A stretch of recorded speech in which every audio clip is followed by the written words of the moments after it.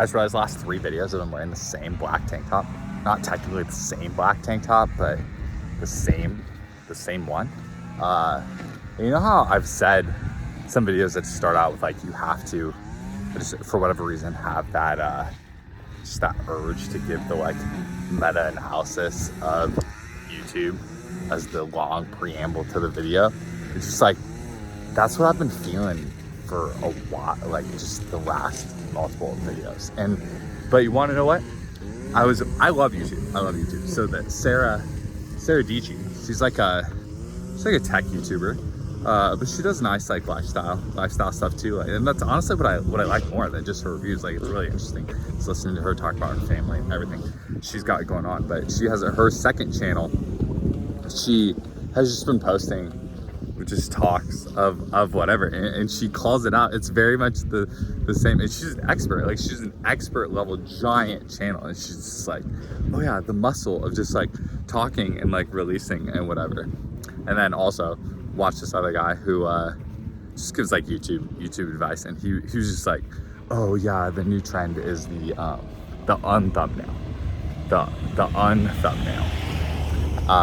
And I just think that's funny because it's like, I don't know, I've been trying to just think about what to do with my thumbnails more. But yeah, just in a big like housekeeping mode. Took the week off of work. Just left Akash Winery. This is probably my favorite winery in Temecula. Akash. Their Sauvignon Blanc is what convinced me to not be a red wine only person anymore. You know, I went through the classic, what I feel is like a very classic progression of like, grew up as that good kid, student government kid, not drinking, right? And you get to college, drink Coors Light, drink all the normal college beers. Then being in Southern California, it's like I just grew into very like West Coast IPAs only, just the more bitter, the better, the more. And same thing happened to me with coffee too. The more I started liking coffee more, the less stuff I put in it. And so I drink black coffee, IPAs only. And then it's like, okay, red wine, you know, I'm okay with red wine, you know, with my mother-in-law, with dinner. Like, that's cool, I can get there. And then moving to Temecula, trying the Sauv Blanc at Akash is what it's pushed me into white wine. And now I feel like I have a broader spectrum of enjoying all of it. And to be honest, that never happened to me with beer, and still hasn't happened to me with beer, because I don't like trying multiple kinds of beers and feeling the taste. And now, from getting so much deeper into wine, the like breadiness of beer is that much more just kind of ingrained in my head, and so it's gonna make it hard to go back. But so that's the housekeeping. And honestly, you should do the same thing. Hard pivot. You should do the same thing with your Bitcoin. Like, what are you doing here? What are you doing? What place does Bitcoin hold in your personal finances? And just asking yourself that. Taking a coordinated week off work with your partner where you ask yourselves those questions. What are we doing with our lives? What is the purpose of this part of our personal finances? Why are we holding what we're holding? Why are we spending money on what we're spending money on? Why are we not spending money on certain things? Ask yourselves that. Just been a very like Groundhog's Day mode, honestly. And not in a bad way, actually in a really awesome way.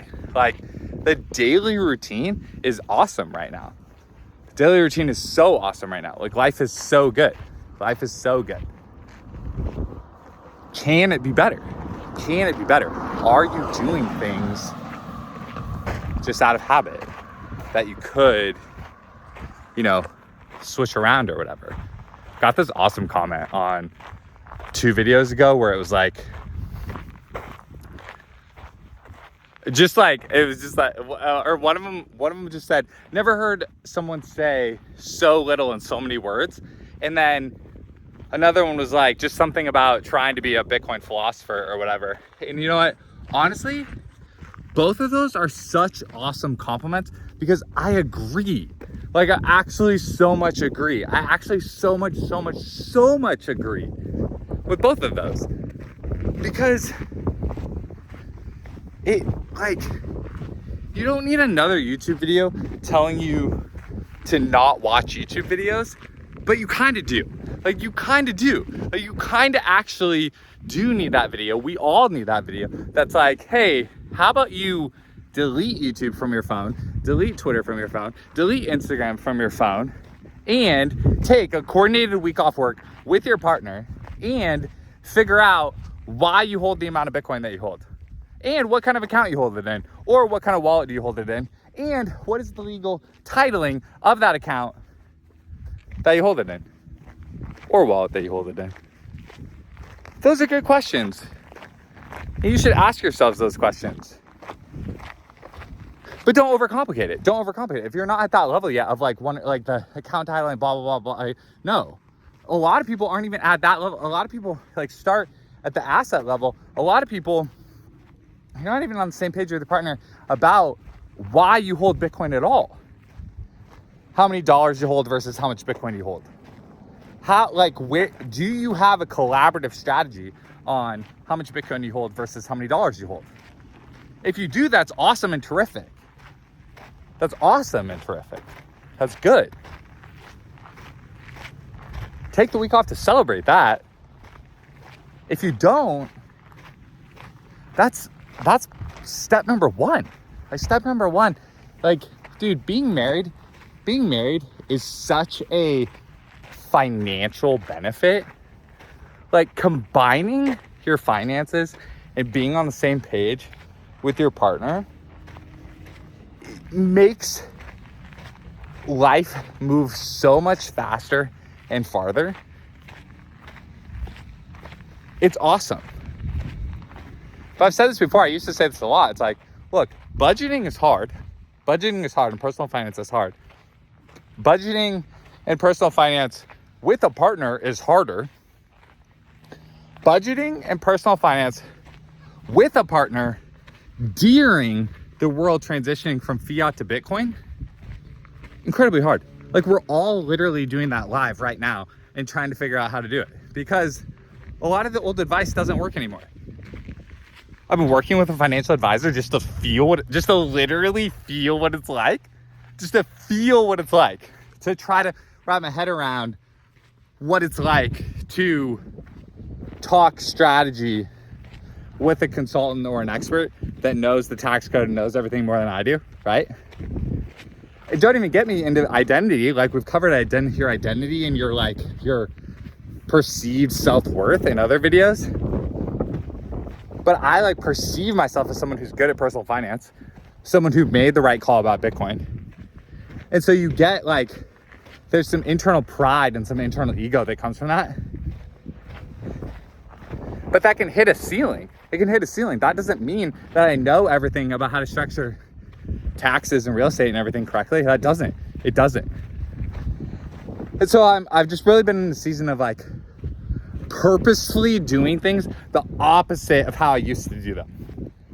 Purposefully doing things that are the opposite of the internal story I tell myself. Feeling that out. That's some Bitcoin housekeeping. There's no real like neat conclusion. No real neat thumbnail. Same shirt as the last 3 videos. That's the power of YouTube.